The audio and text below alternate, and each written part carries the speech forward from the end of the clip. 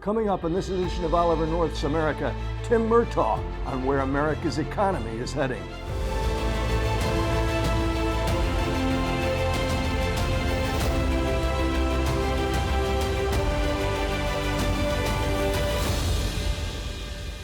Welcome to this edition of My America, brought to you by Fidelis Publishing. I'm Oliver North. Our guest today, Tim Murtaugh. Tim's a lifelong conservative, was the director of communications for President Donald Trump's re-election campaign. As of 2021, he joined the Heritage Foundation as a visiting fellow and multimedia contributor. For 2 decades, Tim has worked in state and national politics, including the Republican National Committee and numerous political campaigns, and mine was one of them when I ran for the U.S. Senate back in 1994. Tim, welcome to the show. Thank you very much, Colonel. It's an honor to be with you. I'm sorry to say I was a reporter back on your 1994 race, but I got better. We had a lot of fun and traveling around Virginia. Yeah, it was a lot of fun. You know Virginia, and it's a wonderful place. It really is. Great people. I miss that part of it. I don't miss the outcome on the election day, but I'll tell you what, it was a great campaign. Look, you've covered campaigns. You previously served as the director of communications for President Donald Trump's re-election campaign. What a wild ride that had to be. It was. It's the most fun that I've ever had. It's the best job that I've ever had to this point in my career. And I'm really grateful for President Trump giving me the opportunity to serve in such a capacity as his campaign communications director. And, you know, we all had this feeling that we were part of something really big. You know, the movement that President Trump inspired, and it continues today beyond the election. I can remember we were in Dallas, I think, at the NBA arena there for a big Trump rally. And there's 27,000 people inside the arena where the Dallas Mavericks play. And the president was on stage, and I was standing near the back of the floor with one of my deputies. And the president said something on stage that made the crowd go nuts. And he stepped back from the microphone for a second and just soaked in the riotous ovation that he was getting. And I looked around and up into the upper deck and everything, and I leaned next to a colleague and I said, you know what, we will never be part of anything this big ever again in our lives. And so it was, you know, I tried to remind myself to soak it all in and remember that it was an experience like no other, and getting to fly on Air Force One and meeting in the Oval Office, that's all part of it. But seeing the country, like you were just saying, seeing Virginia, seeing the country and seeing the reaction of people to the president and his policies, and why his America First approach inspired them. And he was really giving voice to the people who felt like they've been forgotten by Washington for so long. And it was really great to see, and it was a real honor to be a part of it.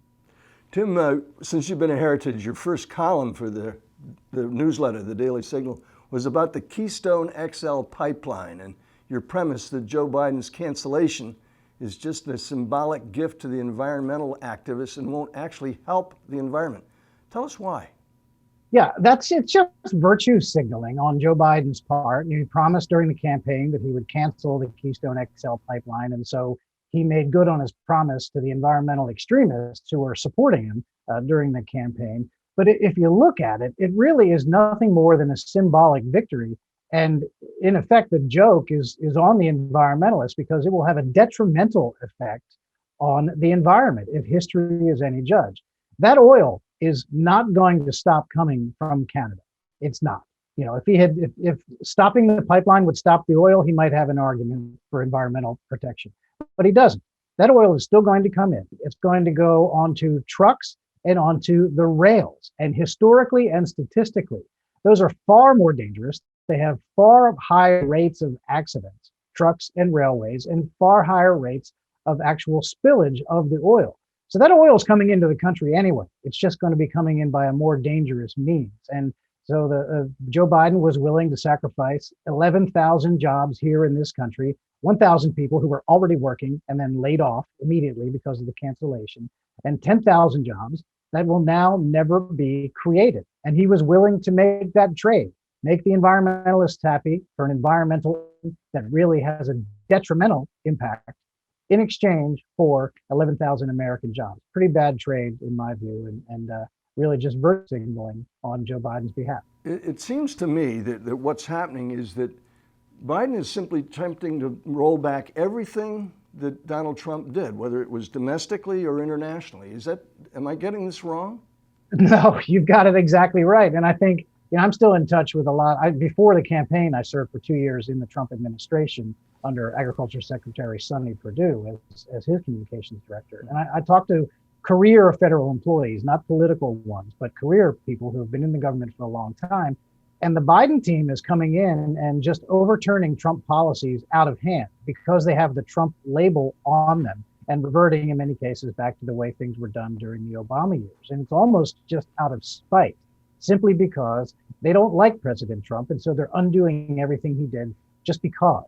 But when it comes to other serious things, which you'd think would require a little bit of thought, like immigration enforcement, enforcing our borders, the way we handle ourselves on the world stage, getting back into the Paris Accord, which is another economy killer, which will have no impact on global climate whatsoever. So if they think they're doing something right, they're in fact not. So they're overturning all these things that the Trump years brought us, and brought us all that economic prosperity, the best economy that anyone alive can remember prior to the pandemic, of course, and they're just undoing it. Some cases it's differences, which are disastrous. But I fear that in many cases, they're doing it just out of spite because they really just don't like Donald Trump. I look at some of the regulations that Donald Trump basically cast off so that you could do business in America. You didn't have to wait 2 years to get an environmental impact statement done on a hanging up a stoplight or something. I look at Biden is going to come back to us with all of that and make it even harder for small businesses to get going and get back up on their feet after the pandemic. Sure. Is that a reality check on what the heck is happening here? I think it is. And I think you'll see, look, President Trump came into office 4 years ago as a businessman, and he understands what the role of government is. And I think a lot of conservatives do as well. People sometimes in the media talk about government creating jobs, but in fact, what the government can do is create the conditions under which private enterprise and entrepreneurs can create jobs themselves. And that's what President Trump understood. He got government out of the way as much as possible, tens of thousands of regulations, and freeing up small businesses and private enterprise to do what they do best, and that's create commerce and create jobs. Capitalism is the greatest economic system ever devised in mankind. It has provided more wealth to more individuals than any other system that has ever been tried. And I just don't think the Biden team understands that. Their first reaction to everything is, what can we do to regulate it? And what that means is what they're going to do to stifle it and kill job creation. And I think you'll see it. It starts on the environmental side for sure. And I think you'll see it with farmers. I have my experience working at USDA with Sonny Perdue. Farmers are going to feel this an awful lot, and they will have very great difficulties, I believe, being able to actually use large parts of their own land for farming. I fear that Biden will, in fact, take a lot of our farmland out of circulation.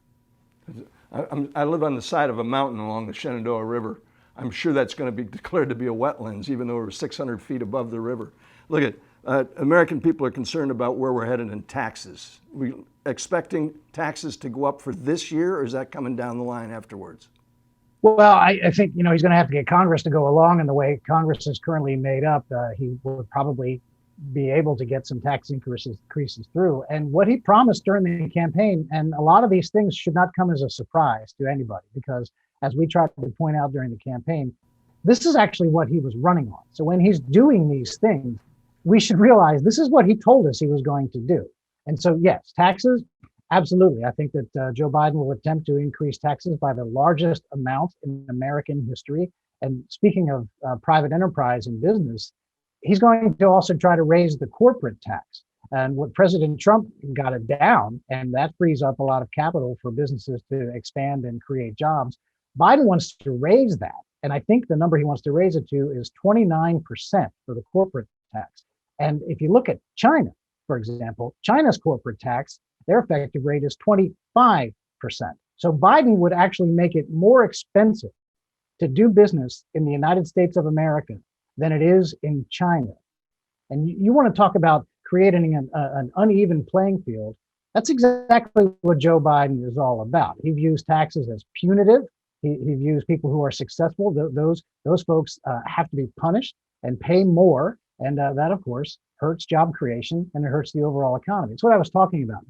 The government can create the conditions under which businesses can thrive. They can also create the condition that kills growth. And that's what Joe Biden will be about. Tim, one last question, and that's national security. It seems to me that he's reversing all the kinds of good stuff that was done, the Abraham Accords, the getting NATO to pay their fair share, building a relationship with the Indians to counter what's going on out in the Indian Ocean and the South China Sea.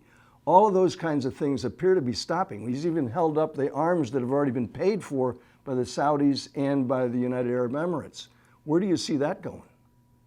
I think it's more of the same. Joe Biden, look, there's a reason why Barack Obama's former defense secretary said that Joe Biden has been wrong on every foreign policy call over the last 4 decades. And he's doing it again.